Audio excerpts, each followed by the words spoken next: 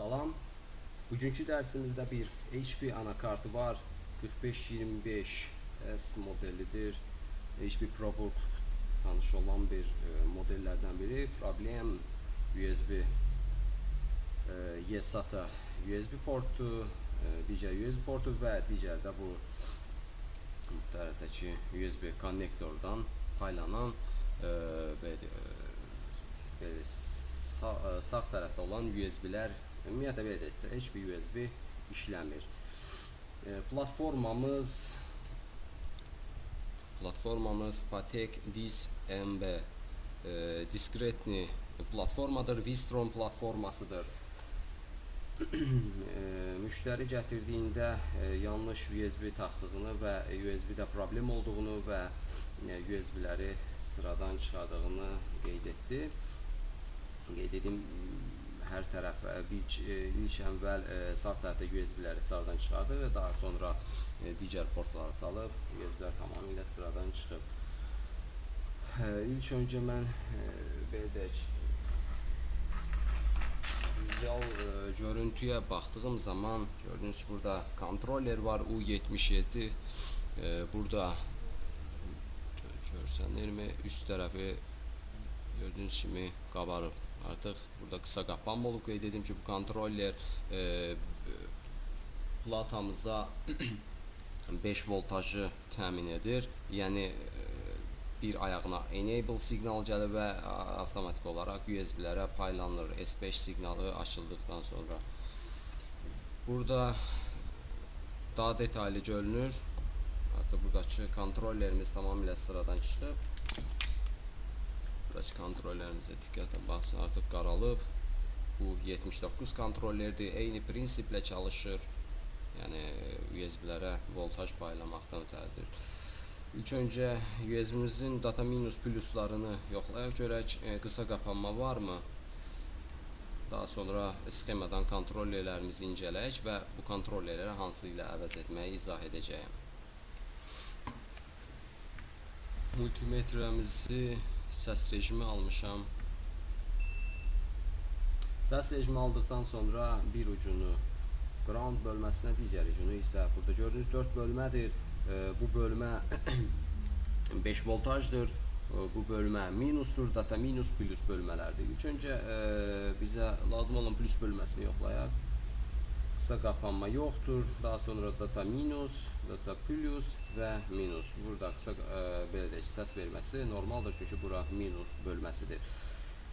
Önemli olan bu hissələrdə data minus plus bölməsində qısa qapanma olmamaqdır. Əgər burada da qısa qapanma olarsa, avtomatik olaraq bizim ilk işimizə gələn burada gördüyünüz kimi chipsetdir. Qeyd edim ki, USB-ləri idarə edən chipsetdir. Yəni chipset burada data minus plus transferlərini aparır. Voltaj isə digər kontroller vasitəsilə USB-yə ötürülür. Bizim platamızın sxemi budur. Vistron platformasıdır. Az öncə qeyd etdiyim kimi ilk öncə bura blok diaqramdır. Gördüyünüz kimi burada anakartımızın blok diaqramı və gördüyünüz burada da USB göstərilib. Az öncə dediyim kimi chipsetimizi USB idarə edir. AMD SP820M. İndi isə mən U77-yə axtarış verim. Bura bizim USB, gördüyünüz kimi burada da bölmədə yazıb USB bölməsidir. USB Bluetooth eSATA konnektor bölməsidir. Hər iki kontrollerimiz gördüyünüz kimi U79 və U77.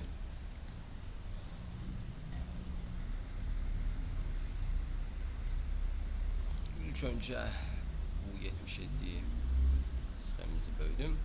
Gördüyünüz kimi burada 5 voltaj var. Bu 5 voltaj 5 volt always power'dır. Yəni belə adaptör taxdığınız zaman kontroller PWM kontroller voltajı açır 3.3 və 5 voltajı buradan 5 voltaj avtomatik olaraq Bura daxil olur Win ayaqlarına ground minus bölməsidir.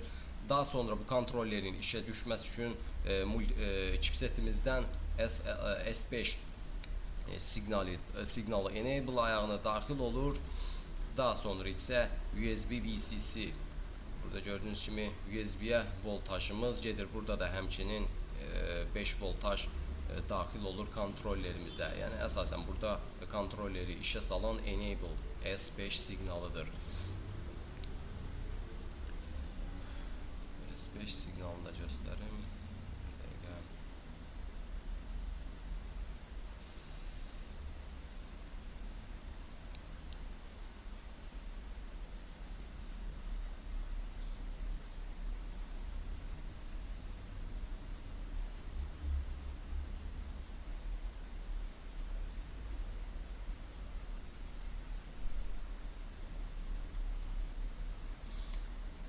Gördüğünüz gibi bu bizim chipsetimizdir.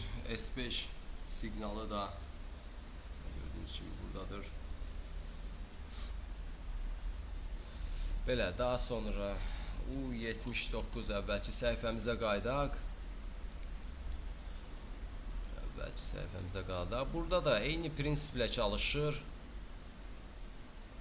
Voltaj girişi, enable ayağı, volt out çıxışı. Yəni buradan da avtomatik USB paylanır və burada da 2 ədəd filtrli kondensator yerləşdirilib. İndi isə bunu hansı modellə əvəzləmək olar? Mən köhnə anakartlardan bir board seçəcəyəm və burada bu kontrolleri axtarış verib. Yəni bu model olmağına ehtiyac yoxdur. Normalda bu kontrollerin versiyaları fərqli olsa belə iş prinsipləri eynidir. Mən digər anakartdan az önce qeyd etdiyim kimi eyni kontroller olmasa belə digər anakartda kontrolleri istifadə etmək mümkündür. Çünki iş prinsipi olaraq eyni qayda ilə işləyir. Əlimdə Acer anakartı var.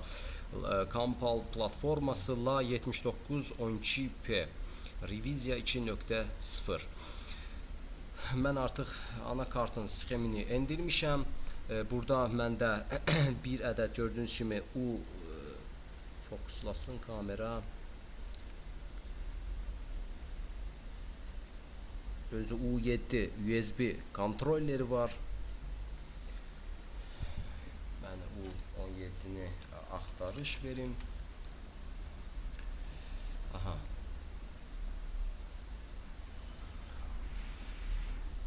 Bu mənim digər anakartda olan kontrollerimdir. Gördüyünüz kimi də modeli də burada fərqli olaraq qeyd edilib AP2301 MPC.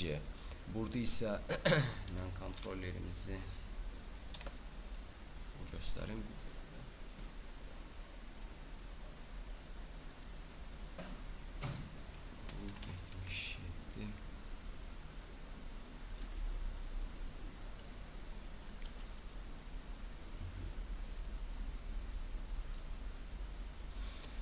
Bu mənim digər kontrollerimdir.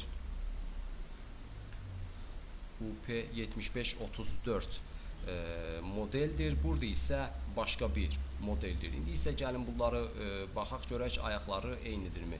Gördüyünüz kimi burada da 5 volt always power 2.3 Win girişinə daxil olur. Burada size 10 signaldır. Eyni ilə SLP S5 signalı ilə eynidir. Sadəcə yeni anakartlarda signalın adı bu formada dəyişilir. Enable ayaqdır. Burada isə USB VCC 8, 7, 6-cı ayaqlar. Bu isə FLG olaraq burada göstərilir. Burada isə OC aşağı bir signal olacaq. Burada gördüyünüz kimi drop işarəsi var. Input signaldır. Burada çıxışı olan və eyni qayda ilə gördüyünüz kimi burada da adı da gördüyünüz kimi USB OC. Belə resistor vasitəsilə keçir. Burada düzdür kondensatorlar var, filtrini amma əsas bizə lazım olan gördüyünüz kimi burada blok diaqramına baxdığımız zaman eyni prinsipdir. İndi isə mən bu kontrollerimizi əvəzləyim və birlikdə baxaq görək giriş siqnalları, enable siqnalı və volt out siqnalları normadadırmı? Kontrollerimizi çıxartmışam. Qeydi ayaqlarını da təmizlədim. İndi isə lehimləmədən əvvəl yenidən bir daha test edək. Multimetremizi yenə səs rejiminə çeviririk. Az öncə dediyim kimi bu ayaq grounddur, birinci ayaq. Daha sonra bu kondensator, filtrin kondensator ayağı 5 voltajdır. Yoxlayaq görək qısa qapanma varmı, yoxdur. Enable ayağında da sağlamdır və bu da çıxış ayağımızdır. Bu ayağımız da sağlamdır, enable ayağımızda. Win out, əsas önəmli ayaqlar bunlar idi.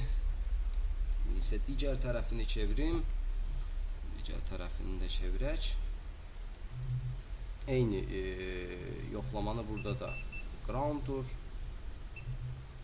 Sağlamdır. Enable ayağı da sağlamdır. Və bu da çıxış ayaqlarımız da sağlamdır. Qısa qapanma yoxdur. Yəni kontrollerimiz çatdıqdan sonra yoxlamaq mütləq lazımdır ki, yenidən detallarımızı sıradan çıxartmasın qısa qapanma olaraq. İndi isə adaptorumuzu qoşaq və giriş voltajına baxaq görək voltajımız varmı? Adaptorumuzu mən taxım. Adaptorumuzu taxdıq. İndi isə voltmetrdən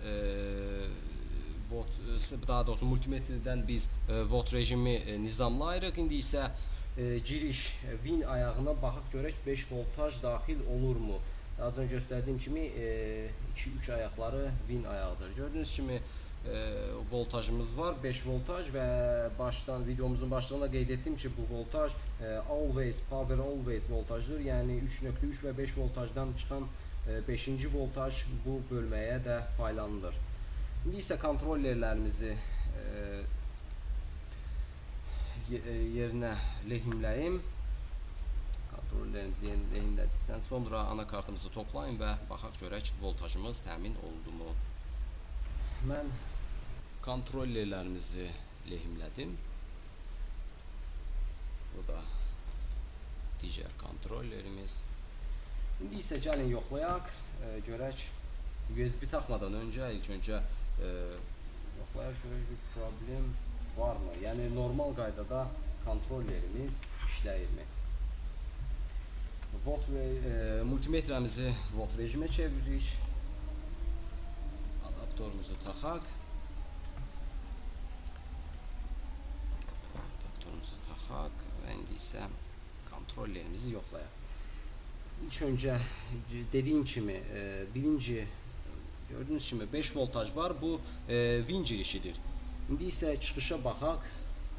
Gördüyünüz kimi çıxış yoxdur. Nəyə görə çıxış yoxdur? Çünki enable siqnalı göndərilmir. Yəni S5 siqnalı göndərilməsə voltaj çıxmır. İndi hal-hazırda mən çıxış siqnalına testerimizin ucunu toxundurdum. İndi start verək anakarta. Gördüyünüz kimi avtomatik olaraq 5 voltaj açılır. Yəni 5 voltaj belə deyək, startdan sonra avtomatik olaraq USB-lərə voltaj paylanır. Sadəcə girişdə voltaj dayanır. Enable ayağı siqnal ötürür və volt outdan birbaşa USB-lərə paylanılır.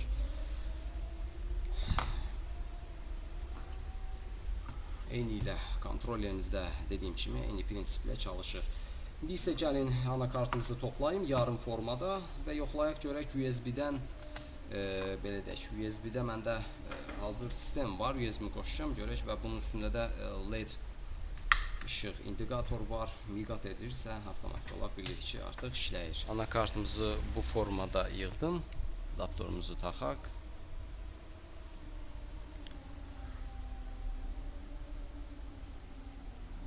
Start verdim anakarta. Gördüyünüz kimi artıq LED işıq yandı və avtomatik olaraq USB-dəki sistemi oxumağa başladı. İndi isə digər USB-ni də yoxlayaq.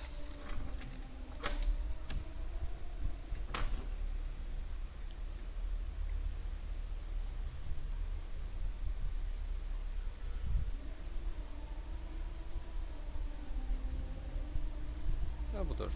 Artıq digər USB-miz də işlək vəziyyətdədir. Belə bugünkü dərsimizdə bu qədər.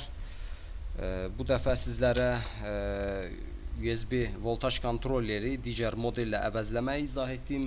Ümid edirəm ki, işinizə yarayacaqdır. İnşallah növbəti dərsimizdə görüşərik. Sağ olun, özünüzə yaxşı baxın.